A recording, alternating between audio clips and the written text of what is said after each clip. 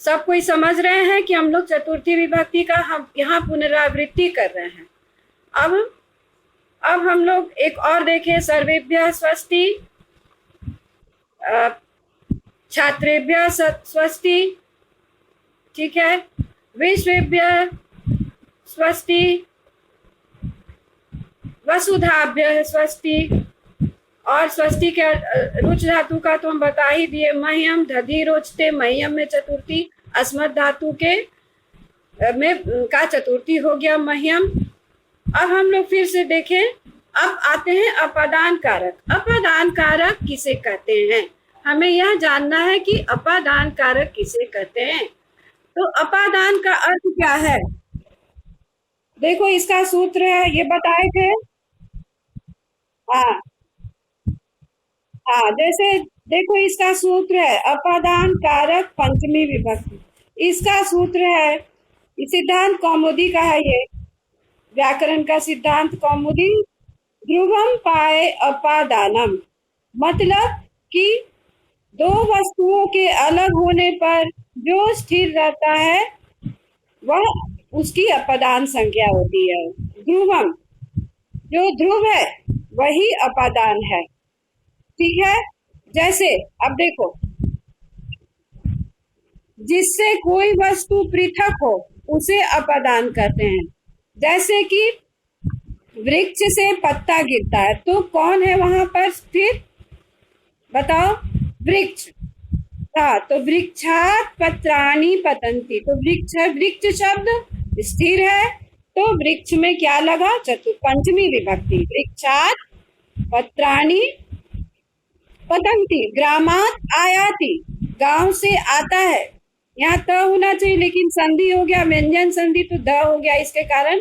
तो ग्रामात आयाति, गांव से आता है, गांव से वियोग हो रहा था, गांव से पृथक हो रहा है, तो उसमें पंचमी विभक्ति। ग्राम शब्द स्थिर है तो यह अपादान हो गया और इसमें पंचमी विभक्ति लगी।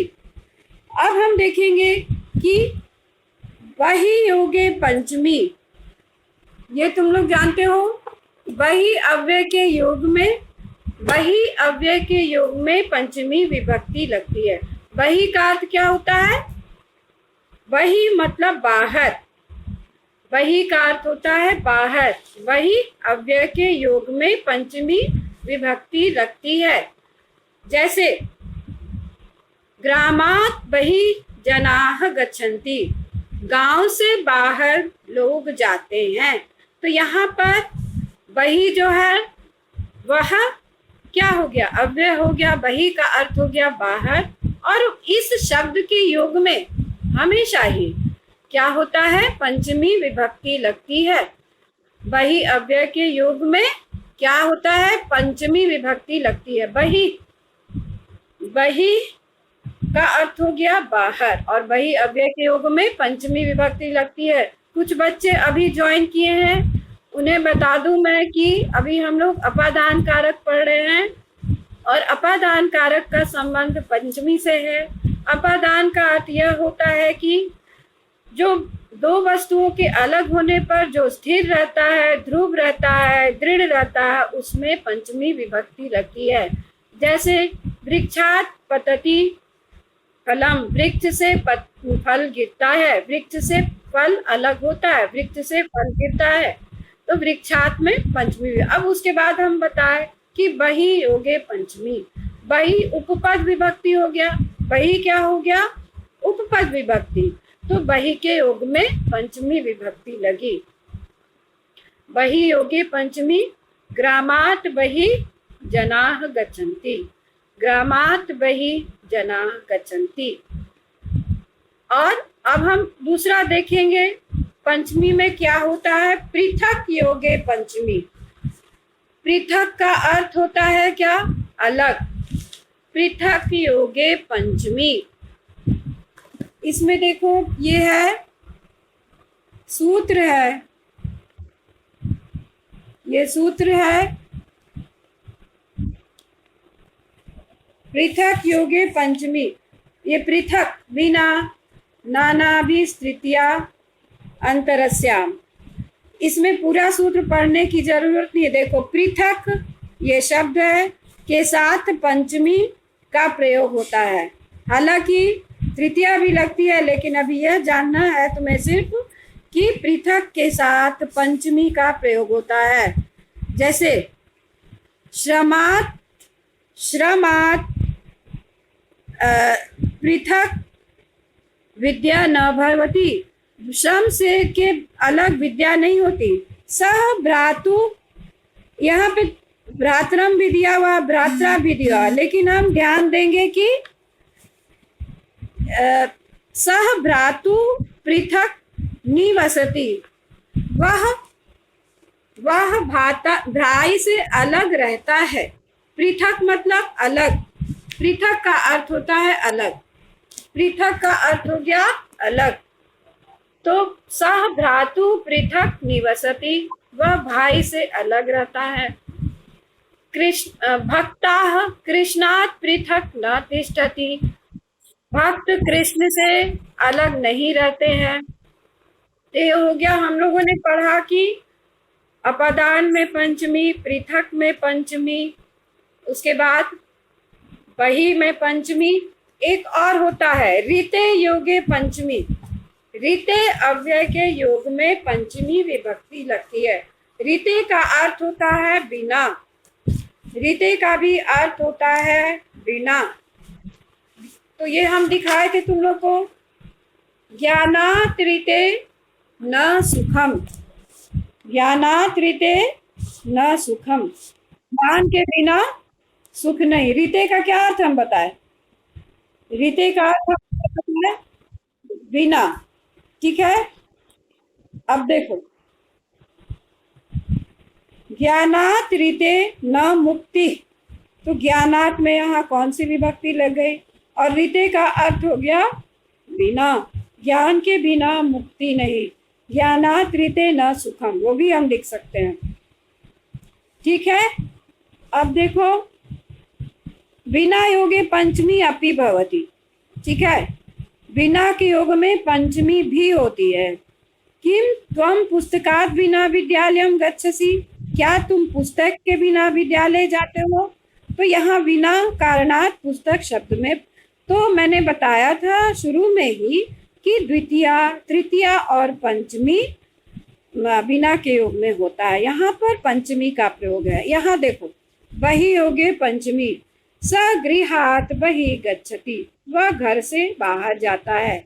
एक और बता दें कि जहाँ से उत्पत्ति हो, जहाँ से किसी का जन्म हो, उसमें पंचमी विभक्ति लगती है। जैसे गंगा हिमालयात् प्रभवति, गंगा हिमालय से निकलती है, ठीक है। धरायाः जलम निस्सरति, धरा से जल निकलता है, तो धरा में यहाँ कौन सी विभक्ति लग गई? पंचमी, ठीक है। अब हम लोग षष्ठी विभक्ति पर आ जाते हैं। षष्ठी का संबंध क्या किससे है? संबंध कारक से। संबंध कारक षष्ठी विभक्ति, संबंध कारक षष्ठी विभक्ति, संबंध कारक षष्ठी विभक्ति होती है। जन्य जनक भाव, जैसे राम मोहनस्य भ्राता अस्ति, राम मोहन का भाई है। तो बहुत इजी है ये, राम मोहन का भाई है। मोहनस्य में कौन सी विभक्ति लगी? षष्ठी विभक्ति। राम सीताया पति आसीत, राम सीता के पति थे। सीताया में कौन सी विभक्ति लगी? षष्ठी, हाँ ठीक है। दशरथ रामस्य पिता आसीत, दशरथ राम के पिता थे, दशरथ राम के पिता थे, तो राम के यहाँ षष्ठी लग गई, संबंध है। द्रौपदी श्री कृष्ण भगिनी आसीत, द्रौपदी श्री कृष्ण की बहन थी, श्री कृष्ण की बहन थी द्रौपदी। द्रौपदी श्री कृष्ण से भगिनी आसीत, बहन थी, भगिनी मतलब बहन। सह मम मित्रम अस्ति, वह मेरा मित्र है। मम मतलब मेरा, क्या मेरा। इसके बाद देखो इदम देवदत्त चित्रम अस्ति, यह देवदत्त का चित्र है। अब यहाँ षष्ठी हो गई, षष्ठी विभक्ति का विशिष्ट प्रयोग यानी कि ऊपर विभक्ति देखो, उपरी योगे षष्ठी, उपरी योगे षष्ठी। मम गृहस्य उपरि कोऽपि न तिष्ठति। मेरे मेरे घर के ऊपर कोई नहीं रहता है। मम गृहस्य, गृहस्य उपरी, उपरी हो गए षष्ठी। मेरे घर के ऊपर कोई नहीं रहता है। इसके बाद देखें और क्या है यहाँ पर, स्मृति कारणात्, जिसका स्मरण किया जाए उसमें षष्ठी विभक्ति। शिशु मातु स्मरति, शिशु माता को याद करता है। शिशु मातु स्मरति। अब और भी हम बता देते हैं कि अधः योगे षष्ठी। अधः मतलब नीचे, अधः योगे षष्ठी। धराया अधः जलम अस्ति, ठीक है, धराया अधः जलम अस्ति। वृक्षस्य अधः सर्प अस्ति, वृक्ष के नीचे क्या है, सर्प है। तो अधः योगे षष्ठी, उपरी योगे षष्ठी। एक और बहुत इंपॉर्टेंट है, सामने। सामने का संस्कृत है पुरतः, ये यहाँ नहीं दिया हुआ है। तो पुरतः माने, पुरतः मतलब सामने, पुरतः मतलब सामने। तो गृहस्य पुरतः, मेरे घर के सामने पारस अस्पताल है। समझ गए? मैं कह रही हूँ कि मेरे घर के सामने पारस अस्पताल है। तो मम गृहस्य पुरतः पारस चिकित्सालयः अस्ति। मम गृहस्य पुरतः, मेरे घर के सामने पारस अस्पताल है। तो मम गृहस्य पुरतः पारस चिकित्सालयः अस्ति। अच्छा, डीएवी विद्यालयस्य पुरतः मार्गः अस्ति, राजमार्गः अस्ति। डीएवी विद्यालय के सामने राजमार्ग है। हाँ, डीएवी विद्यालय से पुरतः राजमार्ग अस्ति। जैसे रामस्य, राम के घर के सामने, रामस्य गृहस्य पुरतः देवालय अस्ति। राम के घर के सामने देवालय अर्थात मंदिर है। तो मैंने षष्ठी विभक्ति में क्या क्या बताया, संबंध में षष्ठी, उसके बाद अधः में षष्ठी, ऊपरी में षष्ठी, पुरतः में षष्ठी। इतना चीज हम लोगों ने पढ़ा कि तो षष्ठी जैसे यहाँ समाप्त हो गया। अब सप्तमी देखो, सप्तमी क्या है, सप्तमी का संबंध किससे, पहले ये बताओ, सप्तमी का संबंध किससे है? हाँ, अधिकरण, वेरी गुड, अधिकरण है। अब ये बताओ कि अधिकरण में, अधिकरण का क्या अर्थ है? अधिकरण का अर्थ क्या है? फिर से बोलो। हाँ, क्रिया का आधार, वेरी गुड। क्रिया का आधार अधिकरण होता है। क्रिया का आधार अधिकरण होता है, अर्थात क्रिया जहां होती है उसे अधिकरण कहते हैं। अभी तुम कहाँ से पढ़ाई कर रहे हो? अभी तुम कहाँ से पढ़ाई कर रहे हो? घर में पढ़ाई कर रहे हो। तो तुम्हारी पढ़ने की क्रिया कहाँ हो रही है? घर। तो घर क्या हो गया? घर क्या हो गया? अधिकरण हो गया, है ना। मैं भी घर से पढ़ा रही हूँ, घर में पढ़ा रही हूँ, तो घर क्या हो गया? अधिकरण। अब ये बताओ, मोबाइल से पढ़ा रही हूँ तो मोबाइल क्या हो गया? नहीं, मोबाइल से पढ़ा रही हूँ। नहीं, नहीं, मोबाइल से पढ़ा रही हूँ। Karan, very good, very good. Mobile से पढ़ा रही हूँ, घर में पढ़ा रही हूँ। तो घर में पढ़ा रही हूँ, तो घर यहाँ अधिकरण हो गया, ठीक है। चिकित्सालय रुग्णाः सन्ति, चिकित्सालय में रोगी हैं, रहने की क्रिया कर रहे हैं चिकित्सालय में रोगी। जलाशये मीनाः सन्ति। अब बताओ यहाँ पे कौन अधिकरण है? कौन अधिकरण है? जलाशय। तो जलाशय में मछलियों की रहने की क्रिया हो रही है। जलाशय मीनाः तरन्ति, जलाशय में मीना मछलियां तैर रही हैं।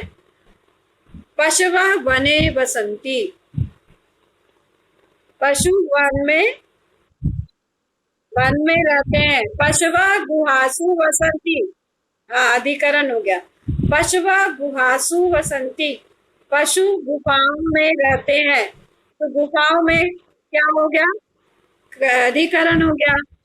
ठीक है, अब देखो यहाँ पे अधिकरण सप्तमी विभक्ति, ये ध्यान दो यहाँ पे।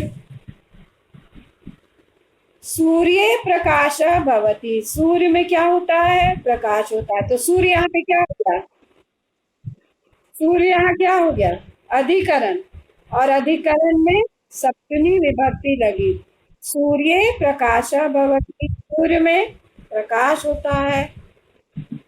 नीडयो शावका संति, दो घोंसले हैं, दो घोंसला है, इसमें चिड़िया के बच्चे। तो नीडयो, दो घोंसले हैं इसलिए नीडयो, नीडे नीडयो नीडेशु।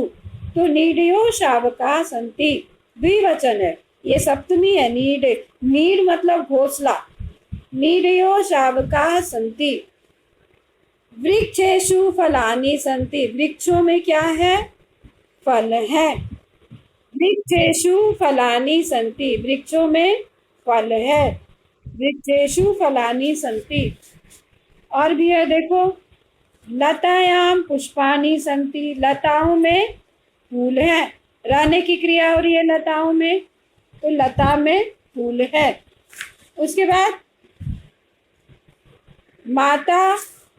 माता कन्याओं में फूल फेंक रही है।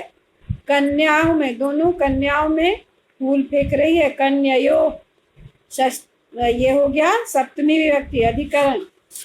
मालासु पुष्पानि संति, मालाओं में फूल है, पुष्प है। तो मालासु क्या हो गया, अधिकरण, और अधिकरण में सप्तमी विभक्ति लगी। ठीक है, अब हम देखते हैं उपपद विभक्ति सप्तमी विभक्ति का। ठीक है, सप्तमी विभक्ति का उपपद विभक्ति देते हैं। स्नी योगे सप्तमी, स्नी धातु के योग में, स्नी मतलब प्रेम, जिससे प्रेम किया जाए उसमें सप्तमी विभक्ति लगती है। माता पुत्रे स्नेहयति, माता पुत्र से स्नेह करती है। देखो पुत्र में कौन सी विभक्ति लगी, सप्तमी। माता पुत्रे स्नेहयति, माता पुत्र से स्नेह करती है, तो पुत्रे में सप्तमी विभक्ति। ठीक है, स्नेह धातु योगे सप्तमी। अब एक और है, तुम्हारे पर माता पिता विश्वास करते हैं ना, तो विश्वस योगे सप्तमी। विश्वस, विश्वती, विश्वसिति, इस तरह से ये रूप चलता है। माता पुत्रे विश्वसिति, माता या सॉरी पिता पुत्रे विश्वसिति, पिता पुत्र पर विश्वास करते हैं। तो पुत्र शब्द में कौन सी विभक्ति लगी, सप्तमी। पिता पुत्रे विश्वसिति। ठीक है, समझ गए तुम लोग, है ना। अब यहाँ देखो, अहम डैश भ्रमामि, क्या होगा, मार्गम मार्गे। त्वम डैश वदसि, सभायाम, सभायाम क्या होगा, सभायाम, तुम सभा में बोलते हो। सभायाम में कौन सा होगा, सभायाम। स डैश तिष्ठन्ति, किस पर, आसने, आसन पर, आसने, आसन पर, आसन पर बैठने की क्रिया हो रही है, तो इसमें सप्तमी विभक्ति लगे। भारते सर्वे सुखिनः सन्ति, भारत में सभी सुखी है। भारत में यहाँ कौन सी विभक्ति लग गई, सप्तमी। ये हो गया अधिकरण। ठीक है, राम डैश श्रेष्ठ, छात्रेषु श्रेष्ठ, छात्रों में श्रेष्ठ। एक और हम बताते हैं तुम लोग को, ध्यान दो कि जब किसी समूह में, जब किसी झुंड में कोई एक को श्रेष्ठ बताया जाए तो उस समूहवाचक शब्द में सप्तमी या षष्ठी दोनों लग सकती है। जब कोई समूहवाचक शब्द में, जब समूह में किसी एक को श्रेष्ठ बताया जाए तो उसमें सप्तमी विभक्ति लगती है। जैसे छात्रेषु अर्जुन श्रेष्ठ, छात्रों में अर्जुन श्रेष्ठ है। नद्याम नदीषु, नदीषु गंगा श्रेष्ठ, नदियों में गंगा श्रेष्ठ है। ठीक है। या नदीषु गंगा पवित्रतमा, नदियों में गंगा पवित्रतमा है, सबसे पवित्र है। उसके बाद और भी हम देखें, पर्वतेषु हिमालय श्रेष्ठ, पर्वतों में हिमालय श्रेष्ठ है। नगरेषु दिल्ली श्रेष्ठ, नगरों में दिल्ली श्रेष्ठ है। अच्छा, सर्वेषु देशेषु, सभी देशों में भारत देश श्रेष्ठ। तो हम देखते हैं कि अच्छा, ये शिष्येषु अर्जुन श्रेष्ठ, शिष्यों में अर्जुन श्रेष्ठ है। तो इस तरह से हम देखेंगे कि समूहवाचक शब्द में सप्तमी विभक्ति लगती है। तो अब हम इसको यहाँ पे समाप्त करते हैं, बाद में हम लोग और इसका रिवीजन करते हैं। पिता डैश विश्वसिति, अब बताओ पुत्रम पुत्रे क्या होगा? पुत्रे। ठीक है। पिता डैश स्नेहति, पुत्रम पुत्रे, पुत्रे। Very good. छात्रा डैश पठन्ति, विद्यालयम विद्यालये, क्या हो जाएगा? विद्यालये। ठीक है। अध्यापक डैश लिखति, श्याम पट्टम श्याम पट्टे, कौन सा होगा? श्याम पट्टे। श्याम पट्टे क्या हो गया? अधिकरण हो गया। ठीक है। अब तुम लोग, अब हम लोग थोड़ा इसको रहने देते हैं कारक। ठीक है। अब थोड़ा हम लोग, जो तुम्हारा कल ही ना टेस्ट है, टेस्ट कब है? तो अहम नदी अस्मि थोड़ा सा हम लोग रिवाइज कर लेते हैं। ठीक है। अहम नदी अस्मि थोड़ा सा रिवाइज कर लें और सबसे पूछेंगे क्वेश्चन आंसर। अभी मैं क्वेश्चन आंसर ही पूछूंगी सबसे,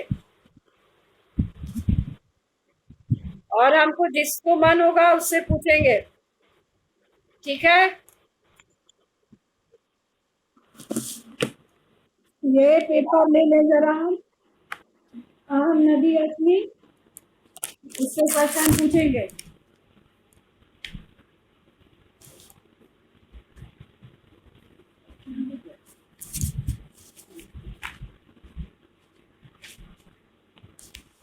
चलो ध्यान दो। अहम नदी अस्मि, इसमें ये किस शैली में ये लिखा हुआ, पहले ये बताओ। एक शब्द बताए थे कि ये गद्य है, तो कैसा गद्य है? ये गद्य है तो कैसा गद्य है? आत्मकथा है। किसकी आत्मकथा है? हाँ, अब याद आ गया। तो आत्मकथा है तो किसकी आत्मकथा है? ऑटोबायोग्राफी। नदी की आत्मकथा है, अंग्रेजी में बोलते हैं ऑटोबायोग्राफी। यस। अब बताओ कि वसुंधराया सौंदर्यम का अस्ति नदी। Very good. वसुंधराया सौंदर्यम नदी अस्ति। कस्याः साम्राज्यम संपूर्णे विश्वे अस्ति, किसका साम्राज्य? लिखोगे। जब कस्या पूछ रहे हैं तो नदी शब्द में भी षष्ठी लगाओगे, नद्या। कुत्र महानगराणाम विकासः भवति, कुत्र महानगराणाम विकासः भवति। नद्या या नद्या तटे। बहुत अच्छा। नदी जले ने के क्षेत्राणि सिंचति, नदी जल से कृषका। ठीक है। नद्या विशालतमम रूपम विश्वे किम अस्ति? अमेजन। अमेजन। ठीक है। और नद्या दीर्घतमम रूपम किम अस्ति? नाइल नदी। ठीक है। नद्या जलम कया परिपूर्णम अस्ति? किस चीज से परिपूर्ण है? पोषक, पोषक शक्तियां। Very good. ठीक है। अच्छा, नद्या स्वभावम किम का? नद्या स्वभाव का गति, गतिशीला अस्ति नदी, गतिशीला अस्ति नदी। पंजाब इति क्षेत्रे काः धारा मिलन्ति? पंजाब के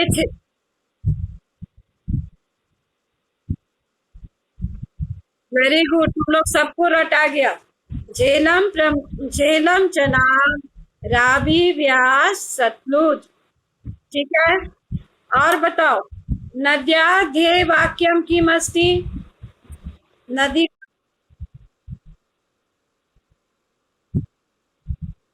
वेरी गुड, सर्वे भवन्तु सुखिनः सर्वे सन्तु निरामया। ठीक है। पेरियार इति नदी कुत्र अस्ति? पेरियार इति नदी कुत्र अस्ति? Very good, very good. और सिंधु नदी कस्यां दिशि अस्ति? सिंधु नदी उत्तरस्यां दिशि अस्ति। सिंधु नदी, हाँ, उत्तरस्यां दिशि अस्ति। अच्छा, गुरुकुल कांगड़ी विश्वविद्यालय की स्थापना किसने की?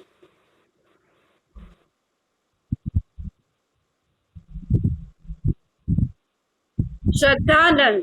स्वामी श्रद्धानंद ने गुरुकुल कांगड़ी की स्थापना की। कहाँ पर? हरिद्वार के पास।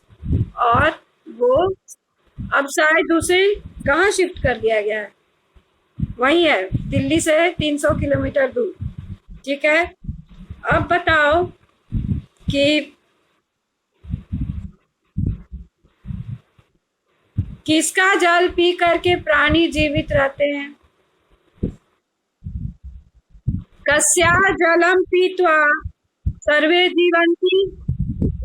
नद्या जले, नद्या जलम पीत्वा सर्वे जीवन्ति। नदी का जल पीकर सभी जीते हैं। तुम लोग ध्यान दो।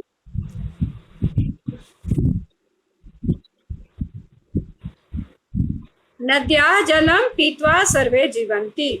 अब पेन्नार पुनेरु वाईगई, ये कहाँ पर है? ये नदियां कहाँ पर है? हाँ, तमिलनाडु में पेन्नार पुनेरु वाईगई, वाईगई। अच्छा, अब ये बताओ, गुजरात की एक नदी का नाम बताओ, गुजरात प्रदेश से। साबरमती तो बहुत इम्पोर्टेंट है। साबरमती। और कौन है बोलो? लूमी, माही, माही है, माही, माही। नर्मदा है, वापी है, माही है, लूनी है और साबरमती है। और पंजाब में कौन कौन सी नदियां हैं? पंजाब नाम 5 नदियों के, इसको तो एकदम ही रट लो, बहुत इम्पोर्टेंट है। ठीक है। कौन वसुंधरा का सौंदर्य है? का वसुंधराया सौंदर्यम अस्ति? नदी, नदी। ठीक है, वेरी गुड, वेरी गुड। नदी वसुंधराया सौंदर्यम। अच्छा, नदी शब्द कौन से लिंग का शब्द है ये बताओ? नदी शब्द कौन से लिंग का शब्द है? अच्छा, अत्र नदी बहती, नदी के लिए क्या प्रश्न शब्द होगा? अत्र नदी बहती, नदी के लिए क्या प्रश्न शब्द होगा? का। वेरी गुड, अत्र का बहती।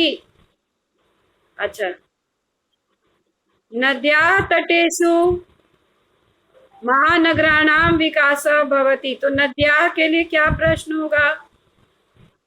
कस्या। Very good, very good, very very good. तो तुम लोग को इसका रिवीजन हो गया अच्छे से। ओके, वैभव सिंह 8C, वैभव सिंह 8C। ओके, अदिति सिन्हा, अदिति सिन्हा, सार्थक 8C। मम का क्या अर्थ है? मम में कौन सी विभक्ति लगी है? मम, मम का अर्थ क्या है? नहीं, माम है, माम का अर्थ मुझे होता है। मम का अर्थ होता है, नहीं, मम का अर्थ है मेरा, षष्ठी विभक्ति। अस्मत् का षष्ठी विभक्ति। मम साम्राज्यम संपूर्णे विश्वे अस्ति, मेरा साम्राज्य संपूर्ण विश्व में है, मेरा साम्राज्य संपूर्ण विश्व में है।